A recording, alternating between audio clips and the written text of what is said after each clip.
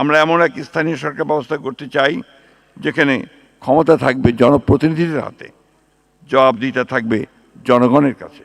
বাংলাদেশ জাতীয়তা দলের নির্বাচনী ইশতেহার 2026-এর প্রতিশ্রুতিতে বাস্তবে রূপ দিতেই প্রণীত হয়েছে 5 বছর মেয়াদী কৌশলগত অর্থনৈতিক কাঠামো, যার মূল উদ্দেশ্য রিকভারি, রেস্টোরেশন ও রিকনস্ট্রাকশন।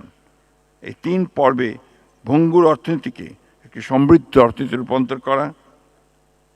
আমার বিশ্বাস 2034 সালের মধ্যে এই $1 ট্রিলিয়ন অর্থনীতি করার যে স্বপ্ন আমরা দেখছি তার ভিত রচিত হবে গ্রাম থেকে, ইউনিয়ন পরিষদ, উপজেলা ও পল্লী অঞ্চলের প্রতিটি মানুষের অংশগ্রহণের মধ্য দিয়ে।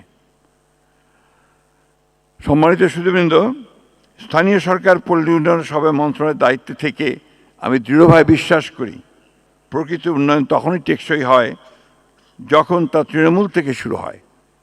আমাদের দেশের যে স্থানীয় সরকারের স্তর তা গ্রামীণ জনগণের সবচেয়ে কাছাকাছি, অথচ বাস্তবতা হলো 2009 সালের স্থানীয় সরকার আইন অনুযায়ী স্থানীয় সরকার প্রতিষ্ঠানসমূহে যে পরিমাণ আর্থিক সম্পদ হস্তান্তরের কথা বলা হয়েছিল তা এখনও বাস্তবায়িত হয়নি।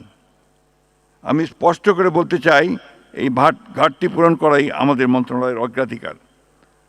সেই লক্ষ্যেই ইউনিয়ন ডিজিটাল সেন্টারগুলোকে রুরাল ডিজিটাল সেন্টারে রূপান্তর করা হবে, যেখানে নাগরিক সেবা থেকে শুরু করে কৃষি, স্বাস্থ্য, শিক্ষা ও আর্থিক অন্তর্ভুক্তি সব সেবাই এক ছাদের নিচে পাওয়া যাবে।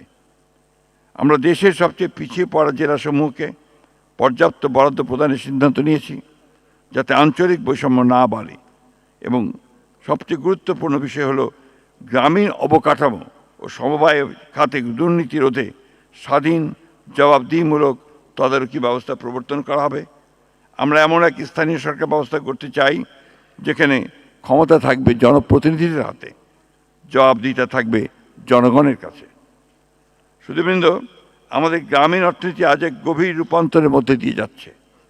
কৃষি নির্ভরতা কমছে, অকৃষি আয়ের অংশ বহু পরিবারে 60% ছাড়িয়ে গেছে। নারীরা ক্রমেই কৃষি ব্যবস্থাপনায় নেতৃত্ব দিচ্ছেন। এই লক্ষ্যে আমরা এক গ্রাম এক পণ্য, ওয়ান ভিলেজ ওয়ান প্রোডাক্ট কর্মসূচি চালু করেছি, যেখানে প্রতিটি গ্রাম তার নিজস্ব সম্পদ, দক্ষতা ও ঐতিহ্য অনুযায়ী একটি পণ্য বেছে নিয়ে উৎপাদন থেকে বাজারজাতকরণ পর্যন্ত সম্পূর্ণ মূল্য শৃঙ্খল করে তুলবে।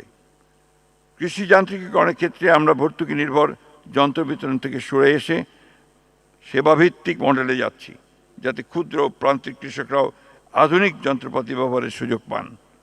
গ্রামীণ অকৃষি খাত, যা ইতিমধ্যে গ্রামীণ পারিবারিক আয় প্রায় 40-45% যোগান দেয়, তাকে সুনির্দিষ্ট কর্মসূচির আওতায় কর্মসংস্থান সৃষ্টির উদ্যোগ গ্রহণ করা হয়েছে। সুধীবৃন্দ, সমবায় আন্দোলন এদেশের গ্রামীণ অর্থনীতির একটা প্রাণ শক্তি ছিল, কিন্তু দুর্ভাগ্যক্রমে এই সমবায় আন্দোলন আমাদের সেইভাবে গড়ে ওঠেনি। আমরা নতুন করে একে সচল করতে চাই। সমবায় নিবন্ধন ও অর্থায়ন প্রক্রিয়া সহজ করে গ্রামীণ উদ্যোক্তাদের জন্য বাধা দূর করা হবে।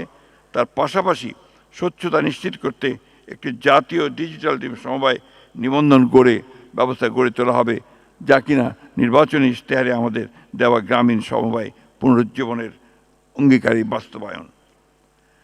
জাতিসংঘের 2030 এজেন্ডা বাস্তবায়নের প্রতি আমাদের সরকারের দৃঢ়ভাবে অঙ্গীকারবদ্ধ, কিন্তু আমি বিশ্বাস করি এসডিজি অর্জনের প্রকৃত পরীক্ষা হয় জাতীয় নীতিতে নয়, গ্রামের মাটিতে। জাতীয় পর্যায়ে নির্ধারিত 39+1 অগ্রাধিকার লক্ষ্যমাত্রাকে স্থানীয়করণ করাই এখন সবচেয়ে বড় চ্যালেঞ্জ। এসডিজি গ্রাম কর্মসূচি সেই স্থানীয়করণের একটি বাস্তব মডেল।